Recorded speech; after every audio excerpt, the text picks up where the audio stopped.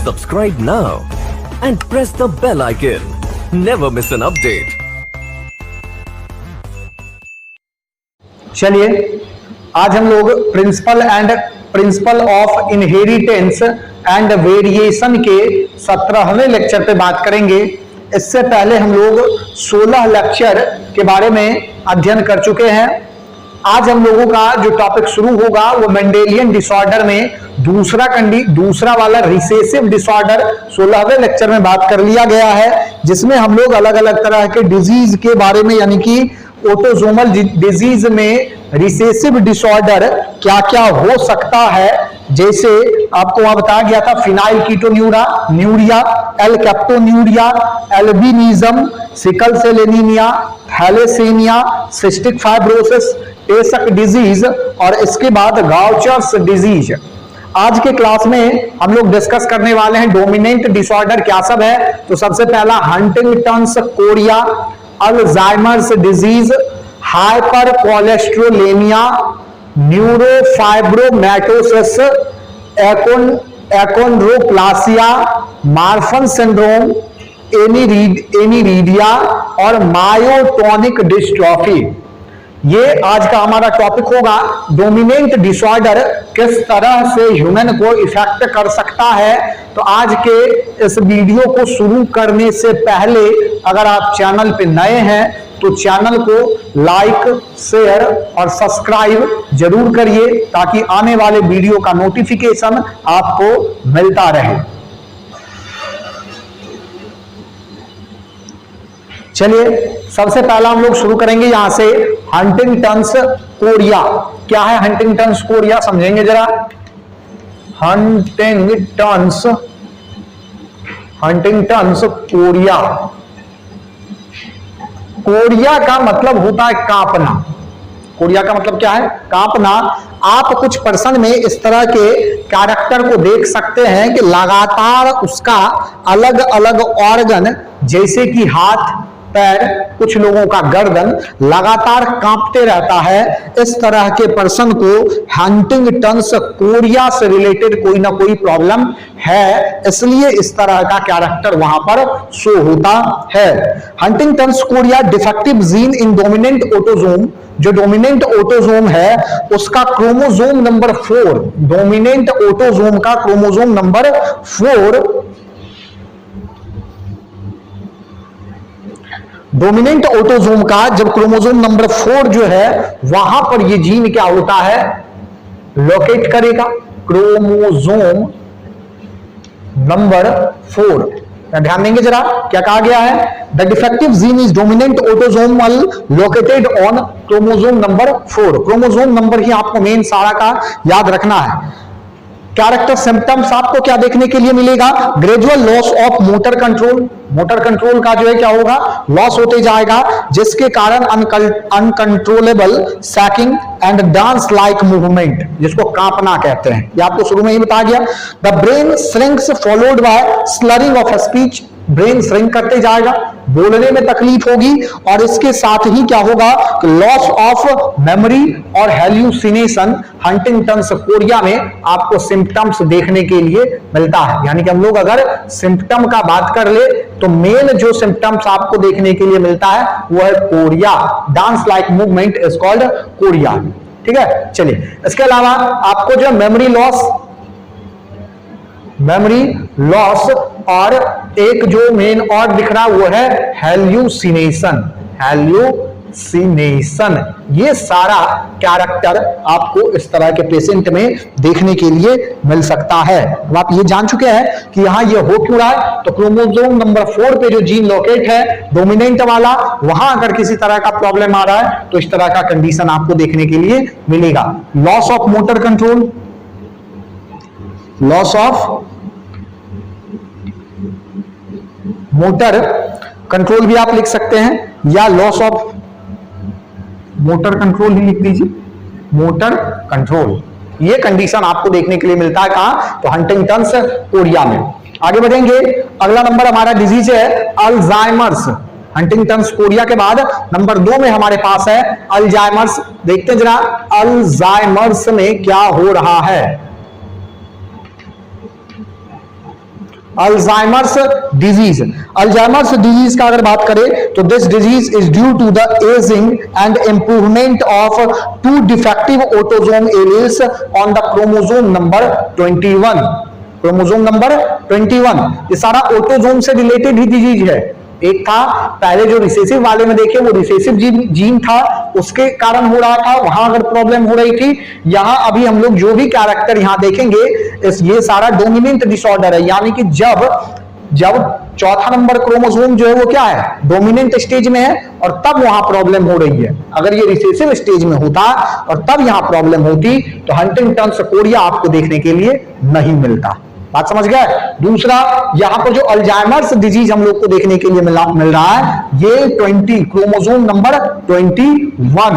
जब यहां ध्यान देंगे कि जो 21 नंबर क्रोमोसोम है, 21 था क्रोमोसोम, यहां पर ये जब क्या होगा, डोमिनेंट स्टेज में होगा, और डोमिनेंट स्टेज के साथ यहां पर अगर एजिंग के कारण ये समस्या आपको, प्रॉब्लम आपको देखने के लिए मिलती है, अल्जाइमर्स। बात समझ गए।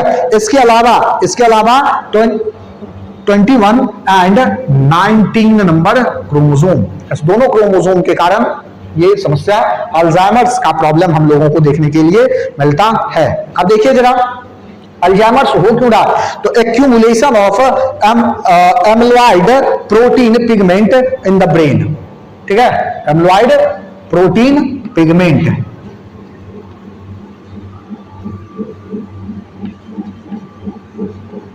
Storage of amyloid protein pigment.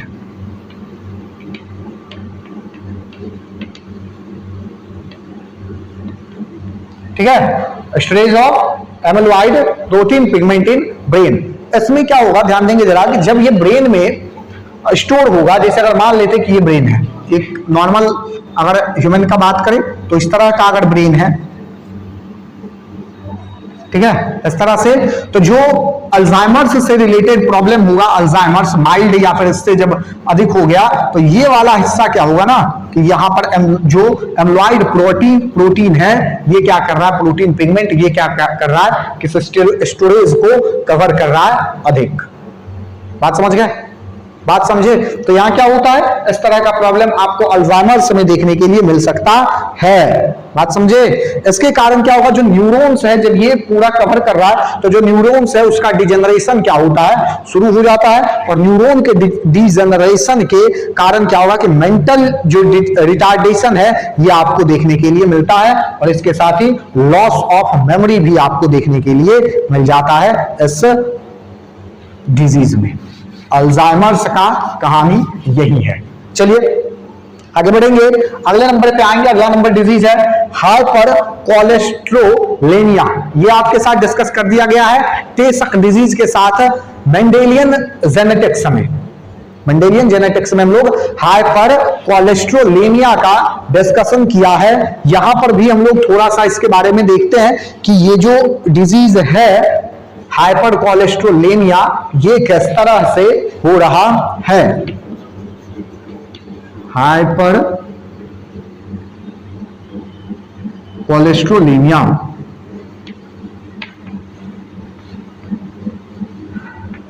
Pronunciation सारा का सही से करोगे। यहां कहा गया हंटिंगटन्स कोरिया, यहां कहा जा रहा है अल्जाइमर्स डिजीज, और यहां कहा जा रहा है हाइपर कोलेस्ट्रोलेनिया। हाइपर कोलेस्ट्रोलेनिया किस तरह से होता है ये समझेंगे जरा। Deposition of fat, cholesterol, hyper मतलब क्या होता है, हाइपर का मतलब अधिक, हाइपर का मतलब अधिक, और कोलेस्ट्रॉल का मतलब फैट, यानी कि फैट का डिपोजिशन जब क्या होगा, अधिक होगा, तो उसके कारण इस तरह का डिजीज हाइपर कोलेस्ट्रोलेनिया का जो कंडीशन हम लोग को देखने के लिए मिलता है। A person with two disease causing alleles lack receptor on liver cell that take up to low density protein from the blood stream. ध्यान देंगे जरा कि क्या होगा कि जब लीवर में एलडीएल, ध्यान देंगे लो डेंस, हम लोगों के ब्लड में फैट जो है वो दो तरह का, क्या सब, HDL, LDL, high density lipoprotein और लो डेंसिटी का लिपोप्रोटीन। तो लो डेंसिटी के लिपोप्रोटीन को जो ब्लड स्ट्रीम से जो एंजाइम टेक ओवर करता है और उसको तोड़ने का काम करता है, उसका क्या होगा, उस एंजाइम का यहां हो जाएगा डिफिशियंसी। बात समझे, बात समझे क्या कहा गया? Lakhs receptor of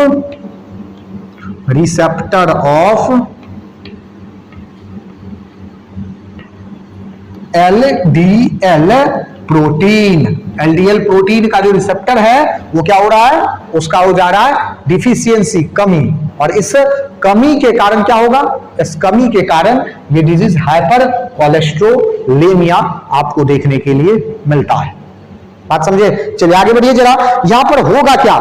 Those with two mutant allele die as children of heart attack। अब देखिए जरा, यहां पर क्या है कि अगर एक जीन है, अगर एक जीन डोमिनेंट और दूसरा जीन रिसेसिव है इसका, तब तो ये क्या करेगा? सरवाइव करेगा। लेकिन अगर दोनों जीन डोमिनेंट हो गया, दोनों जीन यानी कि एक क्रोमोसोम का जो क्रोमोसोम यहां पर ये काम कर रहा है वो अगर दोनों क्या हो गया? डिफेक्टिव हो गया, तो उस पर्सन का यानी कि उस बेबी का जो बर्थ है वो क्या होगा? सॉरी, बेबी जो बर्थ हुआ बेबी का वो तुरंत जो है क्या होगा? उसका हो जाएगा डेथ। अगर वो परसिस्ट कर गया, बच रहा है वो पर्सन हाइपर कोलेस्ट्रोलेमिया के साथ, तो अलग अलग जगह पे जैसे यहाँ या फिर अलग अलग जगह पर जहां भी जोड़ है उस जगह पर क्या होगा कि फैट डिपोजिशन हम लोगों को देखने के लिए मिलता है। बात समझ गए? बात समझे ना? जरूरी नहीं कि हाइपर कोलेस्ट्रोलेमिया वाला पर्सन मरेगा ही, बात समझ गए? लेकिन ये भी नहीं है कि जिंदा ही रह जाएगा। अगर दोनों जीन म्यूटेंट है, मतलब डिफेक्टिव है, तो इसके जिंदा रहने का चांस कम हो जाता है। और अगर ये क्या है कि दोनों जीन म्यूटेंट नहीं है, तो इसके जीवित रहने का चांस बना हुआ रहता है। बात समझ गए? चलिए आगे देखेंगे जरा। इसके बाद नंबर 4 में हमारे पास डिजीज है हमारा अगला, न्यूरोफाइब्रोमैटोसिस। न्यूरोफाइब्रोमैटोसिस।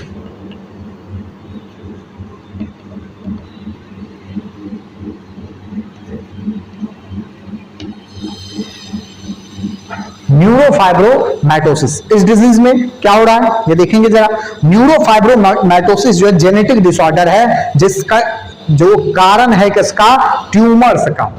ट्यूमर्स जो है यहां पर क्या होगा? बनना शुरू होगा। ध्यान देंगे, it is a genetic disorder that cause tumours to form on nerve fibre. Nerve fibre पर क्या होगा? ट्यूमर। यहां ध्यान देंगे जरा आप, tumour of nerve fibre, on nerve fibre. ध्यान देंगे, ट्यूमर कैंसर का कारण है, हम सब लोग जानते हैं।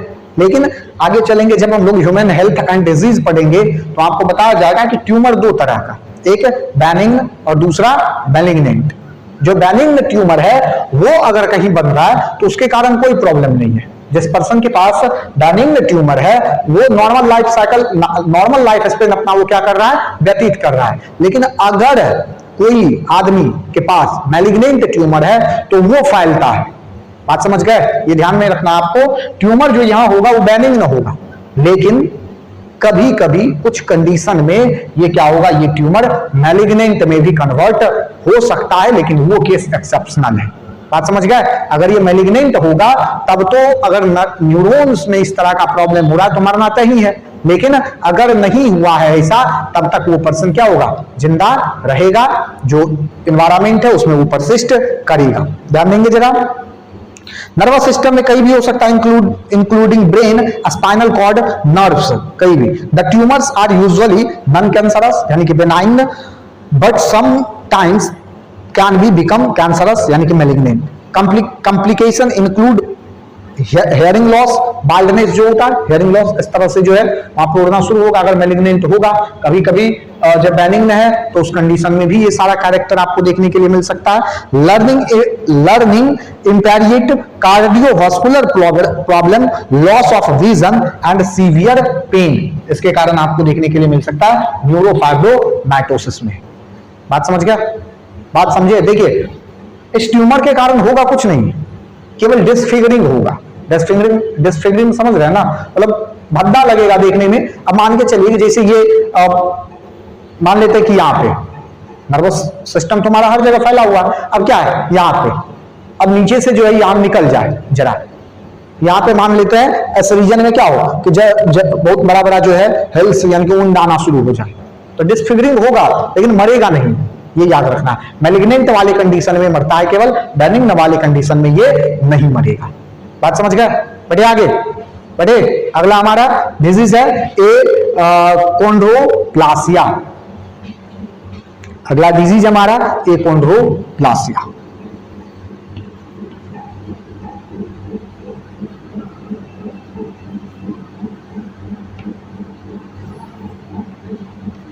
एकोंड्रोप्लासिया ध्यान देंगे जरा। ये जो एकोंड्रोप्लासिया है ये शॉर्ट लिम्ड ड्वार्फिज्म है, छोटा कद का बौना। देखे हो ना जिसको लोकल लैंग्वेज में बन मानुस कहते हो, देखे हो ना? नहीं देखे हो? बहुत छोटा आदमी होगा, ड्वार्फनेस होगा, और मतलब पूरा फैमिली जो है, होल फैमिली, उसमें क्या होगा? ड्वार्फनेस, बौनापन जो है वो आ जाता है। इसको हम लोग क्या कह रहे हैं? एकोंड्रोप्लासिया। देखेंगे जरा, it is a form of short limbed dwarfism. The word achondroplasia literally means without cartilage formation. वहां क्या होगा? कार्टिलेज का फॉर्मेशन नहीं होता है। in achondroplasia the problem is not in forming cartilage but in converting it to bone। Cartilage का formation नहीं होगा, लेकिन वो बोन का फॉर्मेशन वहां पर होगा। जहां से कार्टिलेज बनना था वहां क्या होगा? उसके थ्रू बोन बनना शुरू हो जाता है। बात समझ गए? चलिए आगे बढ़ेंगे जरा। particularly in the long bone of arm and legs। ठीक है, ध्यान देंगे जरा। एकोंड्रोप्लासिया, चलिए तो इस तरह का एकोंड्रोप्लासिया में क्या हो रहा है कि हम लोग को जो है ड्वार्फिज्म जो है उस पर्सन में क्या हो रहा है देखने के लिए मिल रहा है। Particularly in the long bone of the arm and leg. Arm और लेग का बोन जो है वो कंडीशन ठीक ठाक मिल सकता है, लेकिन बाकी जगह पर ड्वार्फिज्म जो है उसका कंडीशन आ सकता है। अगला हमारे पास है मार्फन सिंड्रोम। देखेंगे जरा, नंबर 5 के बाद नंबर 6 में हमारे पास है मार्फन सिंड्रोम। मार्फन सिंड्रोम, ये सब आपसे जब पूछा जाएगा तो आपको ये सारा याद ही रहनी चाहिए, क्योंकि इस सारे चीजों में आपको याद रखने का काम जो है वो ज्यादा होता है। बात समझ गए? वहां पे फिगर से आप याद रखने का कोशिश करेंगे कि किस तरह से वहां पर हो रहा है। बात समझ गए ना? चलिए आगे देखेंगे मार्फन सिंड्रोम। इसमें क्या हो रहा है ये देखेंगे। It is genetic disorder of connective tissue. Connective tissue से रिलेटेड क्या है? जेनेटिक डिसऑर्डर है, जिसके इसमें होगा क्या? It involve a mutation of gene that makes fibrin which result in abnormal connective tissue. इसमें क्या होगा कि जो फिब्रिलिन का फॉर्मेशन करना था वो क्या होगा? नहीं करेगा। Patient tend to be tall and thin. लंबा होगा, मतलब जरूरत से ज्यादा। लंबा कहने का मतलब क्या? एक नॉर्मल हाइट है। जैसे अगर हम लोग इंडियन मेल का बात कर ले तो इंडियन मेल का हाइट नॉर्मल कितना माना जाता है कि लगभग 5.5 से 6 फीट के आसपास। अब क्या हुआ कि हाइट भी ज्यादा हो गया और हाथ या पैर का जो लंबाई है या उंगली का जो लंबाई है वो लगेगा कि कुछ ज्यादा ही है। एक नॉर्मल हाइट के साथ एक नॉर्मल ही सब कुछ का टोज वगैरह का लंबाई होना ठीक होता है, लेकिन क्या हुआ कि मतलब एबनॉर्मल जो ग्रोथ है वो आपको देखने के लिए मिलेगा। ये उंगली लंबा लंबा मिलेगा और इस दोनों के बीच का जो गैप है वो भी आपको क्या होगा? ज्यादा देखने के लिए मिलता है। बात समझ गए? कहां पर? तो मार्फन सिंड्रोम में। चलिए, दे ऑल्सो भी typically have flexible joint and joint. Abnormal curve of vertebral column आपको देखने के लिए मिलेगा। The most serious complication involve the heart and aorta with the increase risk of mitral valve prolapse and aortic aneurysm. यानी कि यहां पर आपको कभी कभी क्या होगा कि हार्ट से रिलेटेड प्रॉब्लम देखने के लिए मिलता है, जहां पर ब्लड सप्लाई, एओर्टा वगैरह का जो ब्लड सप्लाई करने का प्रोसेस है वो यहां पर क्या हो सकता है? अफेक्टेड हो सकता है। बात समझ गए? मार्फन सिंड्रोम के बाद हमारे पास क्या है? एनिरीडिया। ध्यान देंगे, एनिरीडिया क्या है? एनिरीडिया याद रखेंगे कि एनिरीडिया ऐसा डिजीज है जिसमें क्या होता है कि जो पर्सन का स्क्लेरा बोन्स, ये वाला आंख के नीचे वाला जो रीजन है वहां पर भी कभी कभी आपको पिगमेंटेशन नहीं मिलेगा, और कभी कभी क्या होता है ये जो आइरिस है इस पे भी क्या होता है? पिगमेंटेशन नहीं मिलता, या तो ये कभी कभी एब्सेंट भी हो सकता है। बात समझ गए? एनिरीडिया में क्या हो रहा है कि जो आइरिस है ये एब्सेंट है, या नहीं तो अगर प्रेजेंट है तो कम है। तीसरा कंडीशन कि हो सकता है कि वहां पर जो है पिगमेंटेशन नहीं हो। बात समझ गए? It is eye disorder characterised by complete और partial absence of coloured part of eye. ठीक है, आगे देखेंगे there iris abnormality may cause the pupils to be abnormal. Pupils भी क्या होगा? एबनॉर्मल हो जाएगा। That cause reduction in the sharpness of vision, दिखाई नहीं देगा। फिर से वही बात, आंख जो है वो क्या होगा? लगातार मतलब अगर ज्यादा लाइट के कांटेक्ट में आया तो उसके कारण क्या होगा कि चौंधिया जाना, यानी कि दिखाई नहीं देने वाला कंडीशन आपको देखने के लिए मिल जाता है। इसके बाद हमारे पास नंबर अगला है myotonic dystrophy. Myotonic dystrophy, myotonic dystrophy, myotonic dystrophy क्या कहता है ये समझिए जरा। It is characterised by increased muscular irritability and contractility with decreasing relaxation that leads to atrophy of muscle especially of face and neck। ठीक है, यहाँ क्या होगा? इस तरह के कंडीशन में मायोटोनिक डिस्ट्रोफी, यानी कि मायो का मतलब है क्या? मसल्स से, और मसल्स में क्या होगा? इरिटेबिलिटी, कॉन्ट्रैक्टिबिलिटी जो है वो क्या होगा? डिक्रीज करते जाएगा, जिसके कारण क्या होगा? एट्रोफी ऑफ मसल, यानी कि लगातार दर्द या फिर लंबाई में का अचानक से क्या होगा? बढ़ जाना। अदर सिम्टम्स आपको मिलेगा फ्रंटल बाल्डिंग। फ्रंटल बाल्डिंग कहने का मतलब कि आगे से जो बाल होगा वो क्या होगा? खत्म होना शुरू होगा धीरे धीरे। इसके अलावा हाइपोगोनेडिज्म, यानी कि गोनैड्स जो है वो वेल डेवलप्ड नहीं होगा। ध्यान देंगे जरा, ये कहा जा रहा है हाइपोगोनेडिज्म मतलब गोनैड्स वेल डेवलप्ड नहीं है। इसका मतलब ये नहीं कि जो पर्सन होगा वो स्टेराइल नहीं होगा। बात समझ गए ना? सुन रहे हो? क्या होगा? गोनैड्स जो है वो क्या होगा? गोनैड्स डेवलप नहीं होगा, मतलब ऐसा नहीं कि पर्सन जो है वो क्या होगा? पर्सन जो है स्टेराइल नहीं होगा। बात समझ गया? चलिए, इसके अलावा कार्डियक एबनॉर्मलिटी, मसल से रिलेटेड है तो कार्डियक एबनॉर्मलिटी आपको देखने के लिए मिल ही जाता है। तो इस तरह से हम लोग यहाँ खत्म कर लिए हैं रिसेसिव डिसऑर्डर कल की क्लास में, यानी कि पीछे वाले लेक्चर में खत्म किया 16वें में। आज हम लोग डोमिनेंट डिसऑर्डर देख चुके हैं। आगे हम लोग शुरू करेंगे अब सेक्स लिंक्ड डिसऑर्डर। ये मेंडेलियन डिसऑर्डर का ऑटोसोमल डिसऑर्डर था। ऑटोसोम में ये दो तरह का था, क्या सब? जीन म्यूटेशन इन ऑटोसोम, ये हम लोग देख लिए क्या सब? रिसेसिव और डोमिनेंट। और दूसरा हमारे पास अब है क्या? दूसरा हमारे पास है sex related, sex gene related disease, sex gene linked disease के बारे में आगे हम लोग चर्चा शुरू करेंगे, जिसमें हम लोगों को देखना है क्या सब? तो हम लोग को देखना है हीमोफीलिया, हम लोगों को देखना है कलर ब्लाइंडनेस, हम लोगों को देखना है नाइट ब्लाइंडनेस, हम लोगों को देखना है इसके अलावा डुचेनी मसल डिस्ट्रॉफी। चलिए, मेंडेलियन डिसऑर्डर में हम लोग देख रहे हैं, मेंडेलियन डिसऑर्डर में हम लोग जीन म्यूटेशन इन ऑटोसोम में जो है किस तरह से जीन म्यूटेशन होगा और उसके कारण किस तरह से रिसेसिव जीन के कारण जो है किसी तरह का प्रॉब्लम, किस तरह का डिजीज हम लोग को देखने के लिए मिल सकता है, और उसके बाद डोमिनेंट जीन के कारण किस तरह का डिजीज हम लोगों को देखने के लिए मिल सकता है, ये देख चुके हैं। अब हमारा अगला टॉपिक होगा आज का gene mutation in sex chromosome, और सबसे पहला इसमें है हीमोफीलिया।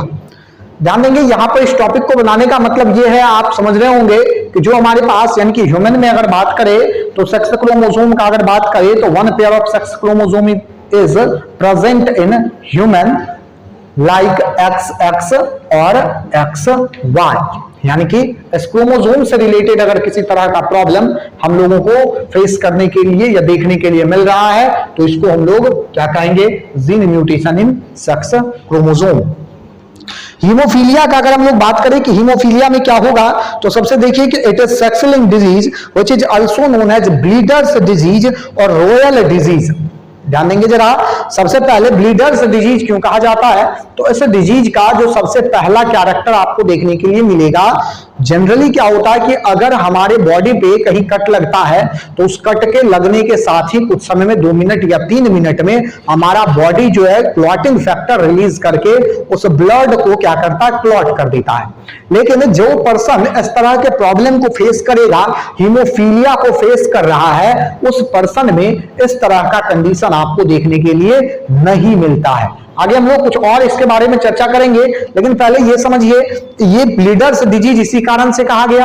आगे अगर हम लोग बात करें कि इसको रॉयल डिजीज क्यों कहा गया, तो रॉयल डिजीज के कहने का मतलब है क्योंकि ये क्वीन विक्टोरिया के फैमिली में सब में जो है ये इस तरह का डिजीज देखा जाता है। जो उसका जनरेशन है, क्वीन विक्टोरिया का जनरेशन, उसके जनरेशन में ये डिजीज देखा जाता है, इसलिए हम लोग इस डिजीज को रॉयल डिजीज के भी नाम से जानते हैं। आगे बढ़िए जरा, हीमोफीलिया ए हो सकता है, हीमोफीलिया बी हो सकता है, हीमोफीलिया सी भी हो सकता है, लेकिन जो मोस्ट कॉमन है वो ए, हीमोफीलिया ए को देखा गया है। देखेंगे जरा, the patient will continue to bleed even from a minor cut, यानी कि जरा सा भी अगर कट आया है बॉडी पे तो उसके कारण क्या होगा कि ब्लीडिंग चलते रहेगा। हम लोग यहां लिख देते हैं हीमोफीलिया हो सकता है ए, हीमोफीलिया हो सकता है बी, हीमोफीलिया हो सकता है सी। इसको हम लोग रॉयल डिजीज कहेंगे, ब्लीडर्स रॉयल और ब्लीडर्स डिजीज के नाम से जानेंगे। ब्लीडर्स डिजीज क्यों कहा गया? ब्लीडर्स डिजीज इसलिए कहा गया क्योंकि पर्सन में जो पेशेंट है उसमें क्या होगा कि एक माइनर कट के साथ भी वो लगातार ब्लड लॉस क्या होगा वहां करते रहेगा। बात समझ गए? ध्यान देंगे जरा, there is absence of anti haemophilic globulin और फैक्टर 7, यानी कि जो हमारा हीमोफीलिया ये है ये ड्यू टू एब्सेंस ऑफ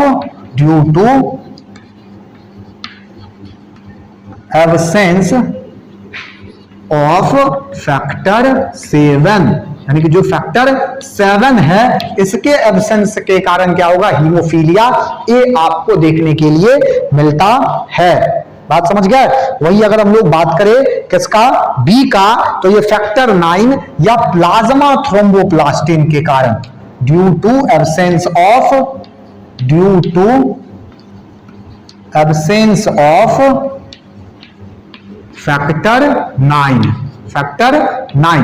ध्यान देंगे जरा कि फैक्टर 9 को हम लोग प्लाज्मा थ्रोम्बोप्लास्टिन के नाम से भी जानते हैं, और अगर ये हमारे ब्लड स्ट्रीम में, ब्लड्स में क्या है, एब्सेंट है या इसका डिफिशियंसी है, तो हम लोग को क्या देखने के लिए मिलेगा, क्या मिलेगा, हीमोफीलिया बी देखने के लिए मिलता है। वहीं अगर हम लोग सी का बात करें तो वहां पर भी कुछ इसी तरह का कुछ चीजों के डिफिशियंसी के कारण आपको क्या होगा कि सी भी देखने के लिए मिलता है।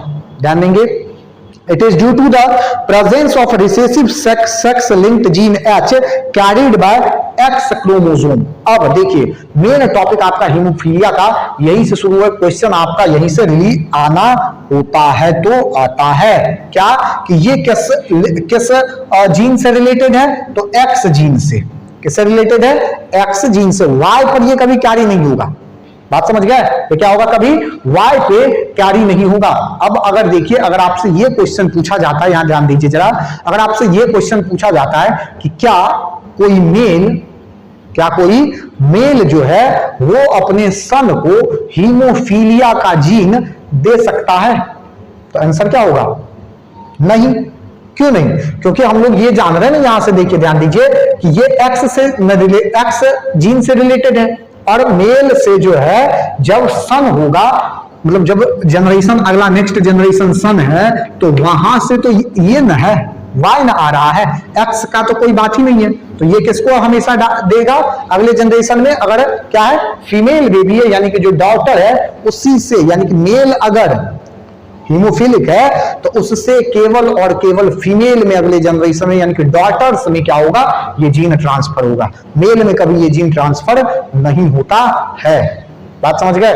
ये याद रखना है आपको। चलिए, याद नहीं रखना है, ये सारा कॉमन सेंस का बात है। अब आपसे यहां से पूछा जा सकता है फीमेल वाले कंडीशन में उल्टा के, आपसे मदर वाले कंडीशन में उल्टा करके पूछा जा सकता है। क्वेश्चन का वैरायटी है, ये सारा बदल सकता है। एक बात हम बताए, अब इसका अलग अलग फॉर्म क्या होगा ये आपको सोचने का है।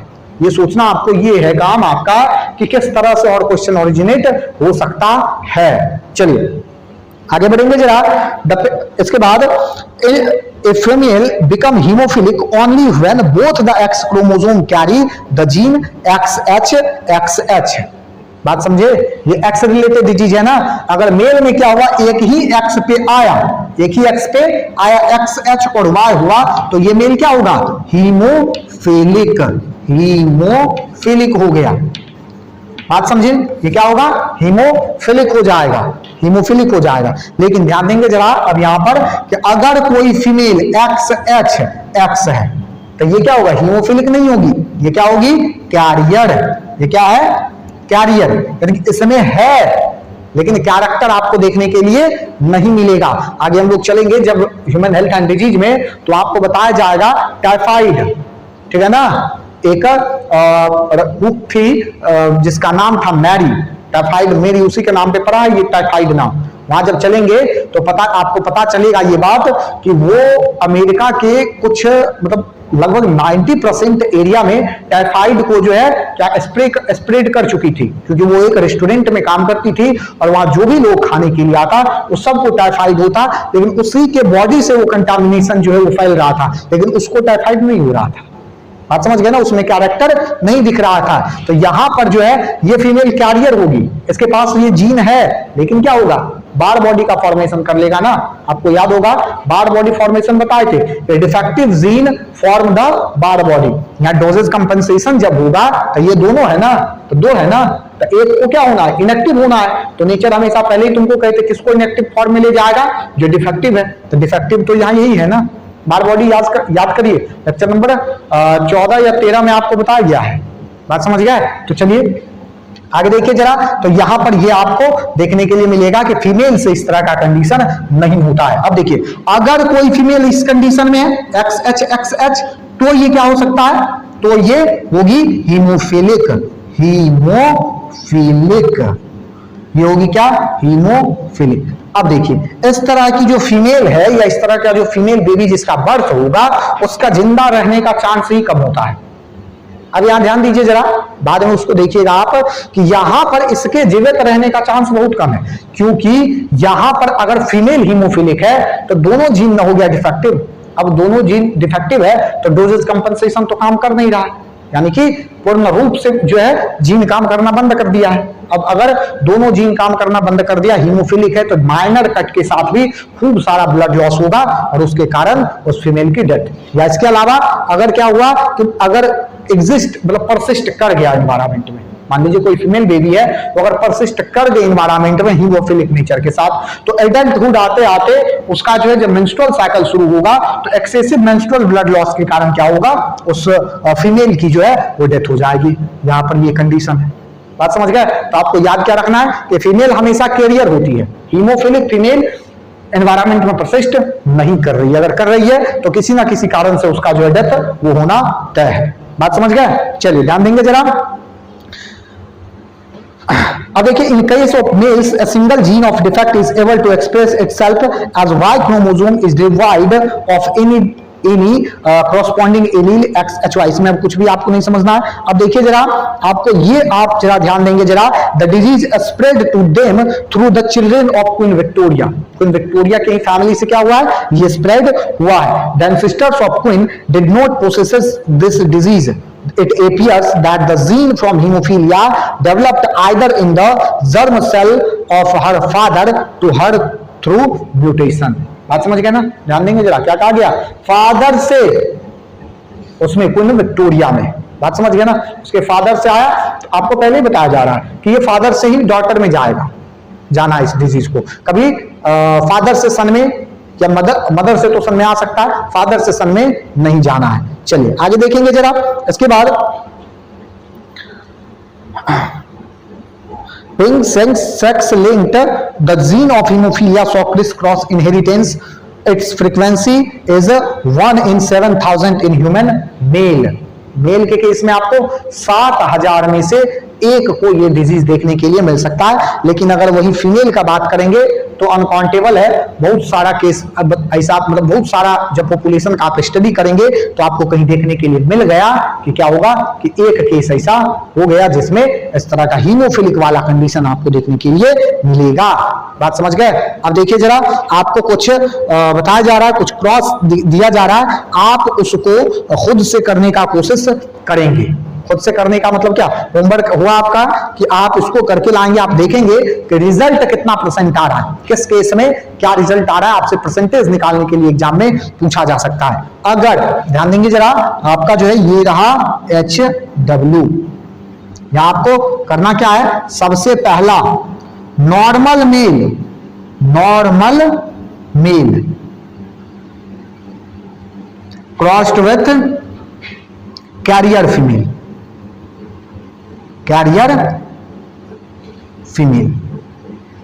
ध्यान देंगे, यहां आपके पास कैरियर फीमेल है, ये वाला कंडीशन कैरियर फीमेल है, आप समझ रहे हो, ये वाला हीमोफिलिक है, ये वाला हीमोफिलिक है, और XY अगर होगा XY तो क्या होगा, नॉर्मल मेल। क्या बताइए, कोई दिक्कत? यहां तक कोई दिक्कत नहीं ना? चलिए, तो ये हो गया क्या, नॉर्मल मेल। तो ये आपका होमवर्क है, पहला केस है।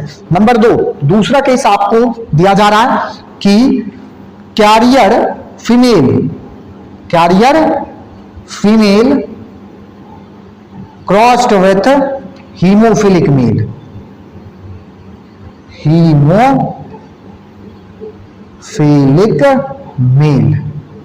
बात समझ गए? अब देखिए अगला, तीसरा नंबर होमवर्क आपका है कि कैरियर फीमेल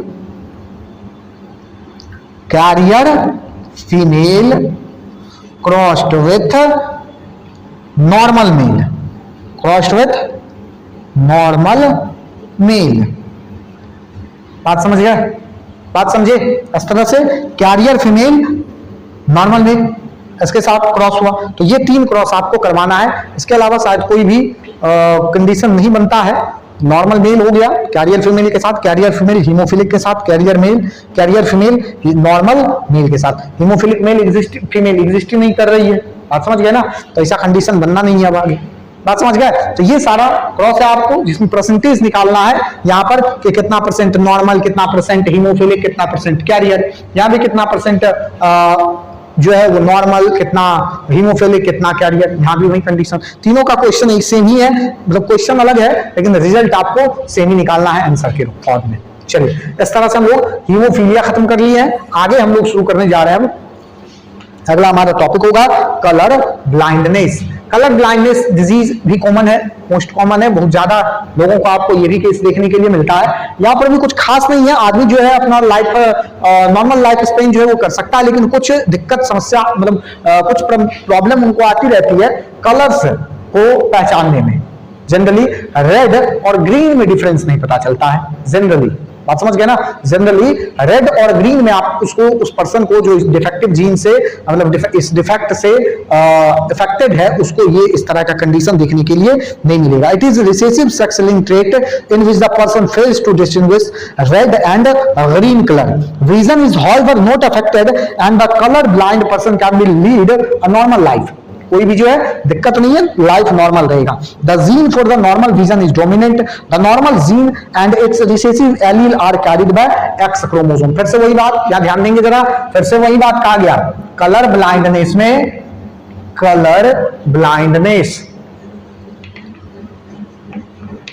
कलर ब्लाइंडनेस में क्या कहा गया कि ये भी क्या है, एक्स लिंक्ड डिजीज है, x linked disease, x linked disease है ये भी। यानी कि यहां भी पर्सन, यानी कि जो मेल होगा वही क्या होगा, इसका कलर ब्लाइंड होगा। फीमेल कैरियर भी हो सकती है, कलर ब्लाइंड हो सकती है, बात समझ गए ना?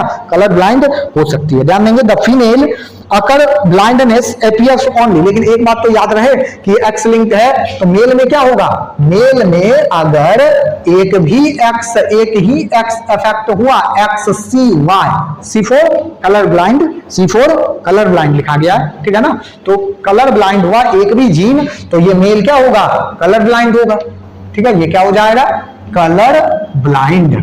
ठीक है। लेकिन अगर हम लोग फीमेल के केस में देखें, फीमेल के केस में तो क्या होगा, कलर ब्लाइंड होने के लिए एक्स सी और एक्स सी, कलर ब्लाइंड के केस में क्या होगा, एक्स सी और एक्स सी, यानी कि दोनों जब तक नहीं होगा तब तक वो फीमेल क्या होगी, कलर ब्लाइंड नहीं होगी। अगर एक है तो, अगर एक ही है तो एक में अगर प्रॉब्लम है तो उसके कारण क्या होगी, कैरियर होगी। यानी कि इस तरह से आप देख सकते हैं, समझ सकते हैं इसको कि अगर फीमेल में क्या है, एक्स सी एक्स है, एक्स सी एक्स है, तो ये फीमेल क्या है, कैरियर है। बात समझ गए ना, ये फीमेल क्या है, कैरियर है। अभी कलर ब्लाइंडनेस का पूरा कैरेक्टर उसके अंदर नहीं आएगा। ये वाला जो सी है ये क्या होगा, बार बॉडी का फॉर्मेशन कर लेगा ना, बार बॉडी डिफेक्टिव है ना, तो बार बॉडी का फॉर्मेशन कर लेगा। चलिए आगे बढ़ेंगे जरा। In males the defect appear in presence of single recessive gene while in female normal vision but function as a carrier. ठीक है, आगे बढ़िए जरा। अगला है, इस डिजीज को हम लोग डाल्टोनिज्म भी कहते हैं। क्या कहेंगे, डाल्टोनिज्म। क्यों, क्योंकि जो फेमस फिजिसिस्ट थे जिसका नाम जॉन डाल्टन, का नाम आप सुने ही होंगे, उसमें भी जो है अर्लियर इस तरह के डिजीज का, शुरुआत के ही कुछ समय में इस तरह के डिजीज का कैरेक्टर का पता चला था। इसलिए हम लोग क्या कह रहे थे इसको, डाल्टोनिज्म। बात समझे। चलिए अगला क्रॉस आपके लिए ये है, कैरियर वुमेन नॉर्मल मेन। अगला होमवर्क आपका है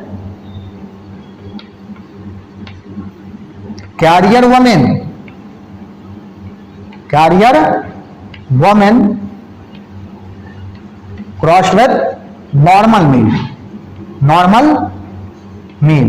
मेल क्या है, नॉर्मल। कैरियर वुमेन सारा कुछ ऊपर लिखा हुआ है आपको, ठीक है ना। चलिए अगला क्रॉस है आपका colour blind women, colour blind male, colour blind male crossed with colour blind,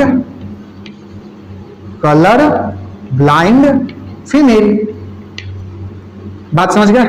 अगला क्रॉस आपका ये है। चलिए आगे के क्रॉस पे आते हैं, और अगला जो क्रॉस आपको मिलेगा, colour blind women normal male, colour blind male, colour blind male crossed with, sorry, colour blind female, female crossed with normal male, normal male. ठीक है, बात समझे। अगला, दोनों अगर कलर ब्लाइंड हो जाए तो ये तो हो ही गया नॉर्म, ये ठीक है, इतना ही। यहां क्रॉस आपको ये भी करवाना। बात समझे। यही डिजीज है। इसके बाद कलर ब्लाइंड, कलर ब्लाइंड के बाद अगला डिजीज हमारे पास है नाइट ब्लाइंडनेस। ये सारा डिजीज क्या कॉमन है, आप बचपन से पढ़ते हैं इस सब डिजीज के बारे में। आपको यहाँ मेन क्रॉस नहीं देखना है, इसका कैरेक्टर आप सबको पता है, आपको सबको पता है तो कलर ब्लाइंड का कैरेक्टर क्या होगा। नाइट ब्लाइंडनेस का फिजिक्स में खूब पढ़ा होगा बच्चा में, 10th क्लास में खूब रट्टा लगाया होगा, नहीं लगाया हो। कोन्स का, आइरिस का, ये जो है इमेज यहां नहीं बनेगा, पीछे बनेगा, पीछे नहीं बनेगा, आगे बनेगा, आगे नहीं बनेगा, साइड में बन जाएगा। तो इस सब तरह का डिजीज आप पढ़ चुके हैं, तो इसलिए हम यहाँ पर ज्यादा इसमें डिस्कस नहीं किया जा रहा। आपको केवल क्रॉस बताना है। आपका मेन जो रिजल्ट क्रॉस से आता है, मेन रिजल्ट जो आपसे पूछा जाएगा वो क्रॉस ही पूछा जाएगा कि इसको, मतलब इस दोनों में से किसी को क्रॉस करा दिए, अब बताइए कि रिजल्ट जो आपको मिल रहा है वो रिजल्ट क्या मिल रहा है। बात समझ गया। चलिए अगला हमारे पास है night blindness, night blindness. Night blindness में क्या होगा ये आप जान ही रहे। फिर से क्या, caused by recessive gene carried by X chromosome. फिर से क्या आया, X chromosome. Also more common in male, male में होगा। नाइट ब्लाइंडनेस दो टाइप का हो सकता है, एक्वायर्ड हो सकता है due to vitamin A deficiency, congenital हो सकता है due to visual purple deficiency that interferes with the function of retinal rods. Congenital यानी कि पीछे वाले जनरेशन से आ सकता है, या फिर एक्वायर्ड हो सकता है, विटामिन ए का अगर डिफिशियंसी हो रहा है तो ये डिजीज होता है। अब फिर से वही बात, आपको करना क्या है, आप क्रॉस करवाते रहिए। एक बार कैरियर वुमेन लेंगे, फिर नॉर्मल मेल, फिर कलर, फिर नाइट ब्लाइंड मेल, फिर नाइट ब्लाइंड फीमेल, फिर यहाँ लेंगे नाइट ब्लाइंड फीमेल और नॉर्मल मेल, और जो भी आपका क्रॉस बनता है उसको आप करवाइए। ये आपको देखने के लिए, आपका जो भी रिजल्ट आएगा वो आप खुद से देख लेंगे, होमवर्क खुद से ले लेंगे। यहाँ एक होमवर्क मिल गया, 3 यहाँ, 3 क्रॉस यहाँ, 3 क्रॉस यहाँ, यानी कि टोटल 9 क्रॉस जो है, 9 क्रॉस आपके होमवर्क में मिला आपको। चलिए अगला हमारे पास डीएमडी क्या है, दूसरी Duchenne muscular dystrophy. Duchenne muscular dystrophy क्या होगा? This in this disorder the muted gene present in the middle of the short arm of X chromosome in unable to produce a protein called dystrophin in skeletal muscle. क्या होगा? इस disease में जो DMD disease है, अगला जो disease हमारे पास DMD यानी कि डूचेनी मस्कुलर डिस्ट्रॉफी, इसमें हो क्या रहा है कि जो स्केलेटन का फॉर्मेशन कर रहा है, ठीक है, क्या हो रहा है? ये जो प्रोटीन है, जो डिस्ट्रोफिन प्रोटीन है, ये क्या करता है कि support, structural support to sarcolemma, sarcolemma को सपोर्ट देता है। सार्कोलेमा को सपोर्ट देगा तो वो आगे क्या करेगा? मसल्स का फॉर्मेशन करेगा। मसल्स का फॉर्मेशन करेगा तो बॉडी स्ट्रांग रहेगा। ये सारा कंडीशन क्या होता है इस डिजीज में आपको देखने के लिए मिलता है, उल्टा, रिवर्स, यानी कि डिस्ट्रोफिन जो प्रोटीन है उसी का फॉर्मेशन नहीं होगा, फिर सार्कोलेमा तो नहीं मिलेगा, फिर मस्कुल्स का फॉर्मेशन फिर आगे आपके बॉडी में नहीं होगा। It relay the signals of calcium storage in the muscle cell. This protein is associated with the sarcolemma where it play a role in transmembrane signaling and stabilizing the plasma membrane. ये plasma membrane को भी stable करने का काम कर रहा है। बात समझ गया? तो इस तरह से ये सारा हमारा जेनेटिक डिसऑर्डर यानी कि जो मेंडेलियन डिसऑर्डर था, ह्यूमन जेनेटिक डिसऑर्डर लिंकेज से पहले आपको बता दिया गया। क्रोमोसोमल डिसऑर्डर या हम लोग मेंडेलियन डिसऑर्डर को आज खत्म कर लिए। आगे जो आने वाले क्लास में हमारा जो नेक्स्ट टॉपिक होगा वो होगा पेडिग्री एनालाइसिस। आज के लिए इतना ही, बाकी का बात आगे आने वाले लेक्चर में करते हैं। तब तक के लिए जय हिंद, जय भारत।